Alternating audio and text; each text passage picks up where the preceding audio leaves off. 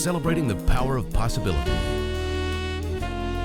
Pilot Flying J and Halloran Hilton Hill present Anything is Possible. Today's guest,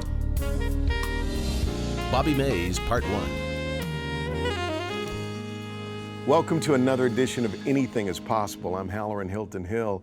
We tell stories of possibility, great stories, great people whose lives prove that anything is possible. And my guest today is Bobby Mays. Bobby, welcome to the broadcast. Thanks for having me. Let's start in Washington, D.C. This is where you were born. When I say Washington, D.C., what's the first thing that comes to your mind? The White House. The White House, right? Yeah. What was it like growing up in D.C.? It's kind of crazy because most people from Washington, D.C., for whatever reason, a lot of them say they never even been to the White House before. Like they might have walked past it, might have seen it, but like the monument and things of that nature, it seems like there's so many other things going on that it tends for people to be from that place pretty much doesn't pay attention to the things that outsiders may think is most important. Right, so you lived there, but living in Washington, D.C., and this Washington, D.C. that we see on the news, they're two different worlds. Two different worlds. What kind of world did you grow up in? I grew up in a completely different world. I grew up in a world where, poverty, where it was rough growing up. But I also learned from that, and those life conditions that I was in made me to be the man that I am today. When's the first time you picked up a basketball? I want to say when I came out the womb, but when I was about 6 years old is the first time where I got pictures my mom showed me, or when I picked up the ball and started playing. What's your first recollection of making a link to that basketball in such a way that it became your friend and it became your life, where like, I've got to have this in my life? It was in 8th grade when I was cut from the middle school team. Really? That was, came home in tears. And, my mom, who was my role model and had the biggest influence on my life, she talked to me and told me, hey, listen, don't be, disappointed, don't be sad, you gotta work harder. And you need to prove to those kids and to those coaches that, that you deserve to be out there. But right now, apparently you just didn't have what it takes but to keep working. And that's what really drove me, was just hearing those words from her and her telling me I can do it, and that, anything possible if I believe, and just go out there and give it my all. And then that's when I really fell in love with it, because I didn't want to, I wanted to prove to her more than anything that, I could do it. Tell me about her. Oh, mom was a single parent of 3, growing up in Washington, D.C., and she had me when she was 19 years old, and been working for the government, Department of Justice, for over 20 years, and she just always been there for me, always been a huge supporter, and always had my back, and just teaching me just different life skills and how to be a man. What was the number one thing she taught you? Or if you had to find one word to describe her, if you were telling your children, this woman is this? It's tough to put it in one word or one sentence, but be you, be yourself. Don't be, no matter what circumstance you in or no matter who's around, be proud of who you are and where you come from. Wow. I love the fact that she instilled in you a work ethic. So you get cut from the team, and her response was not to feel sorry for you, but was to push you to be better. Right. And I guess that's been important throughout your whole career. Yeah, it has.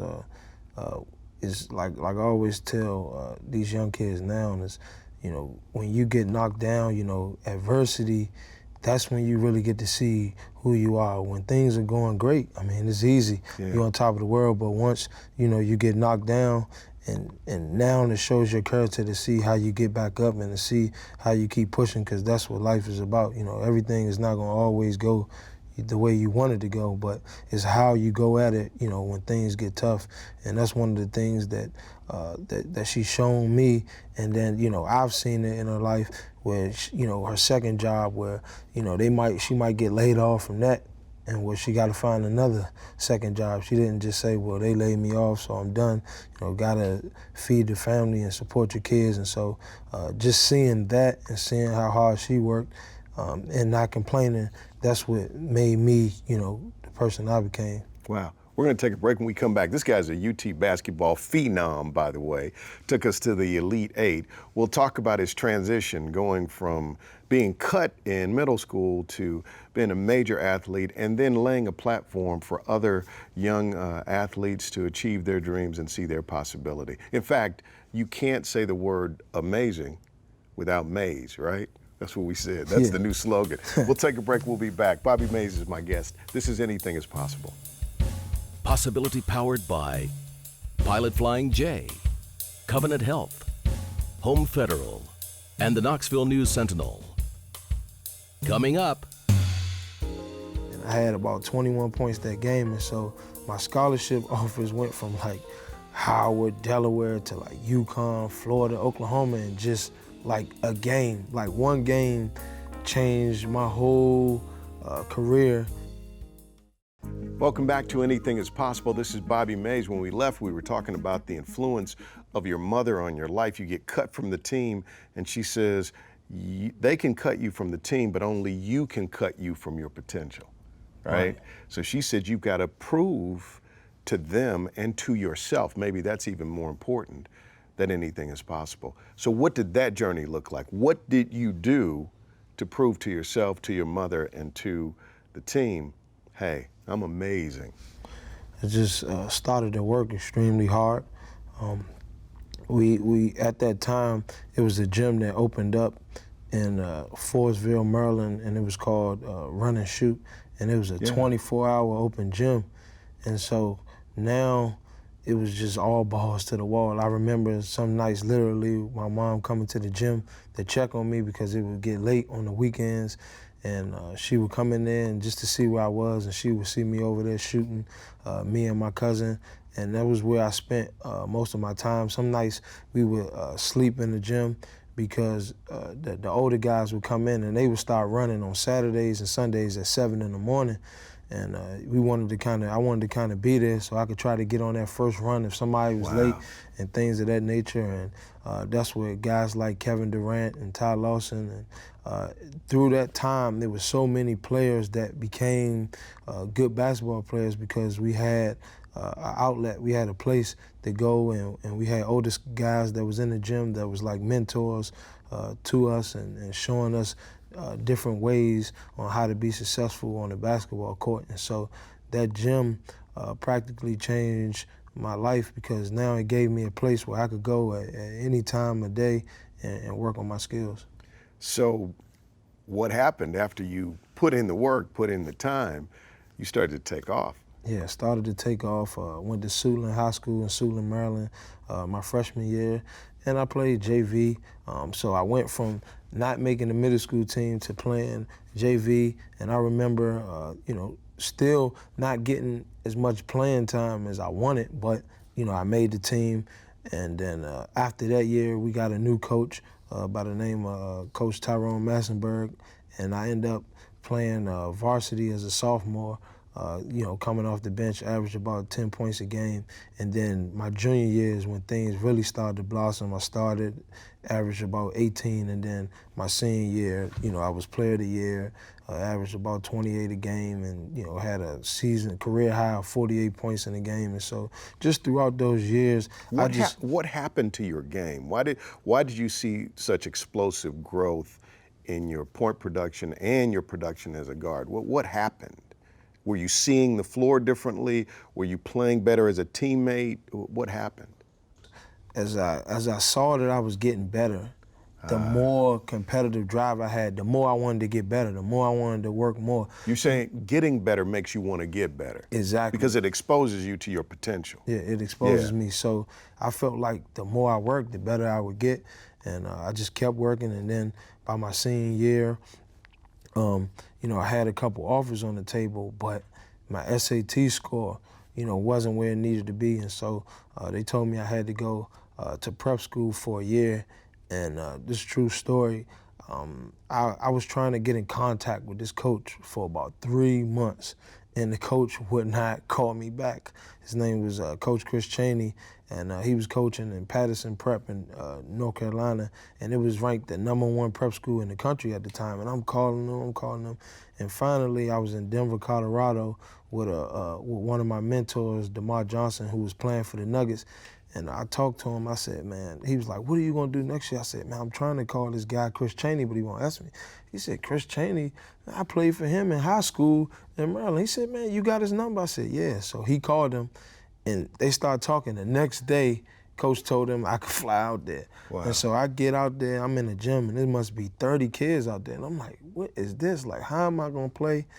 And one of the day before we played Oak Hill, one of the starting point guards had tore his ACL, and I got out there, and I had about 21 points that game. And so my scholarship offers went from like Howard, Delaware, to like UConn, Florida, Oklahoma, and just like a game, like one game changed my whole career.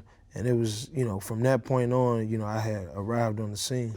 You know, what's fascinating about your story is, if your mother doesn't push you to push, if she doesn't see the possibility in you and believe for you when you may not believe, none of that happens.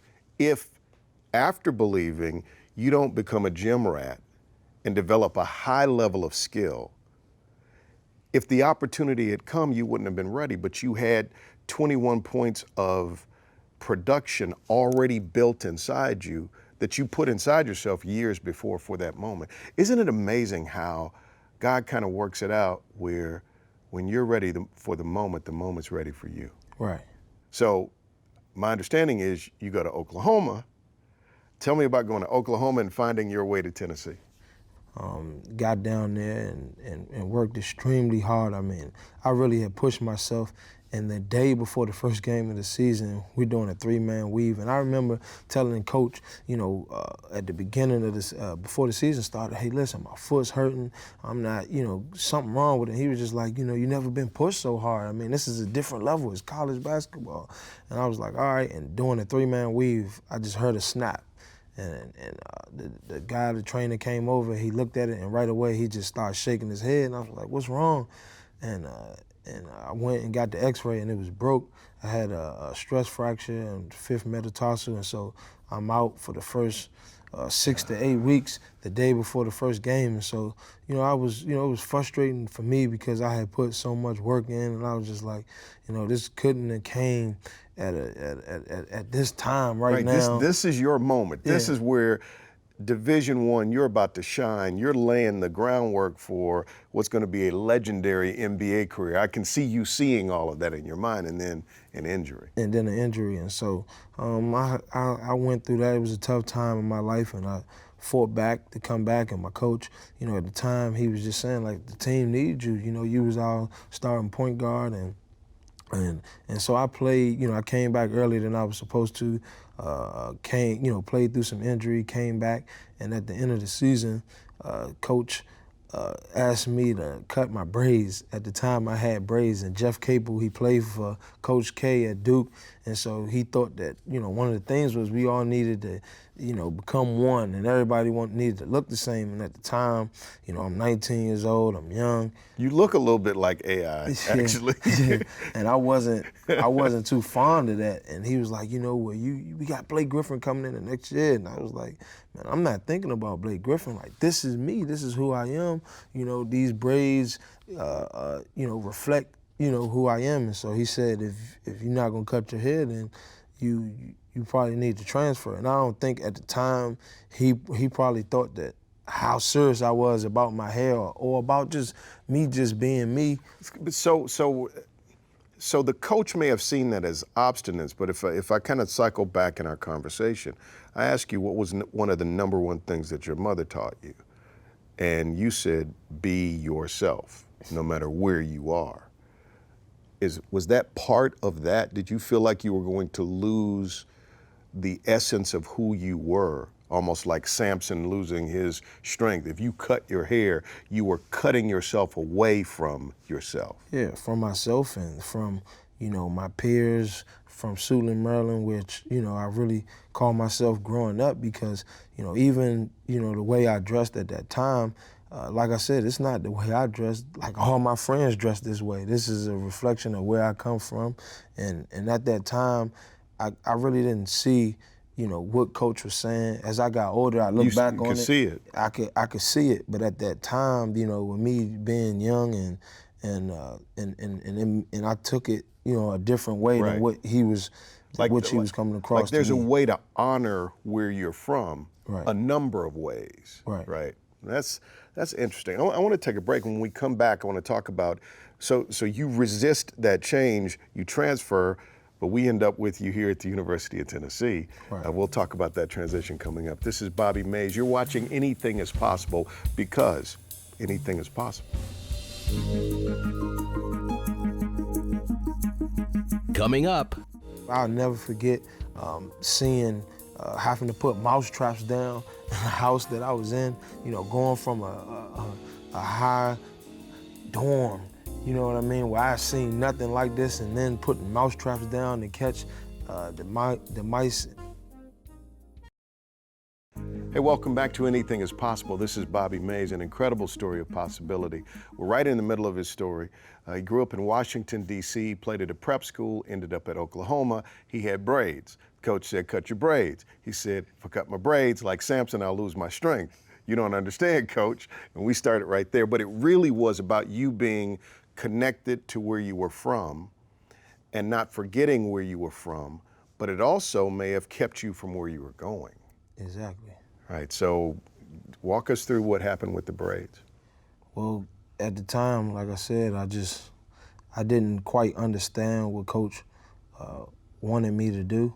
I just thought it was like he was picking on me, just being, young-minded. I said, I was the only one on the team with braids. And so, nobody else has to change their identity. And so I decided to leave and go to junior college. Went to Hutchinson, Kansas, which at the time I thought was a good move. But once I got there, I realized that, we wasn't no more flying private to games, and the cafeteria wasn't the same, and where I was living, all the Oklahoma atmosphere, the 80,000 at the football game, and, hanging out with the Adrian Petersons and Trent Williams of the world was over. And it really was, I had struck reality, and that, you could be at the top, you know what I mean, and you could ride that wave, and then you can go down to the bottom. And I think going there too was good for me. It was, I had to sit there many nights watching TV, watching ESPN, watching those Dick Vitale covering games, and I'm saying, wow, I was just there, and now He's supposed to be saying, oh baby, for Bobby Mays, right? And I'm sitting there just watching the television, and I'm like, yo, I was just right there. What happened? And so I fell in love though with junior college. It was tougher than what I thought it would be, the competition, because it was a lot of guys that was like me, or that should have been playing on a high-level Division I that didn't get the grades, that just didn't go to prep school or didn't graduate from high school. And so the talent level was there. Right. It was the competition was as high as it was when I was playing in the Big 12. It just was maybe a 12-hour, 14-hour bus ride to the games and things of that nature. And so I went there, became a All-American there, broke 6 records at the school, assists, points scored in the game. It was a humbling opportunity. The team kind of rallied around me because I had came from a Big 12 school. It was in Kansas, so everyone knew, who I was, and come from Oklahoma, and wanted to know why in the world was I there? Am I here? But I embraced the opportunity, and me and my cousin was living together. I'll never forget seeing. Having to put mouse traps down in the house that I was in, going from a high dorm, you know what I mean, where I seen nothing like this, and then putting mouse traps down to catch the mice in the house and things of that nature. But I worked hard, and then I remember looking at the television, watching Tennessee, beat #1 Memphis, watching guys like Chris Lofton and Jawan Smith made me want to go there. But at the time, they had Ramar Smith was their starting point guard. And so when Coach Pearl and Coach Forbes, Steve Forbes was recruiting me, who's the head coach at ETSU now, I was like, Coach, why do y'all want me to come to y'all school? I only got 2 years left. Y'all have a starting point guard. That's a sophomore. He gonna be a junior with me. It doesn't make any sense. And he was like, it'll work out. We'll play. So, and make a long story short, Billy Gillespie was at Kentucky at the time. He came down to my junior college a couple times and, offered me a scholarship. And I said, Coach, I want to take a visit. And he was like, Bobby, what are you waiting for? What's the visit? This is Kentucky. This is Kentucky. You don't visit Kentucky. And he said, come to Kentucky. You come to Kentucky. And he said it wasn't no kids on campus at the time. And so I'd never forget it. He came down. He said, tomorrow I'm going to FedEx Express the letter of intent. We're going to have a big press conference. You're going to come to Kentucky. And then after that, when the kids get back on campus, you're going to come down. So I said, okay. And so I verbally committed to Kentucky. And so the next day, I'm going, as I'm walking over to this big press conference, me and my cousin. Well, I got to stop you right there. I got to stop you at the press conference. See, here's what happens when you start talking about possibility, it goes. We got to do a part 2, right? So let's do part 2. You're watching part 1 of the interview with Bobby Mays. Next week, we pick up right in the middle of this story because this story is getting better and better and better. This is Bobby Mays. Thank you for watching Anything is Possible. I'm Halloran Hilton Hill. Remember, anything is possible because anything is possible. We'll see you next week.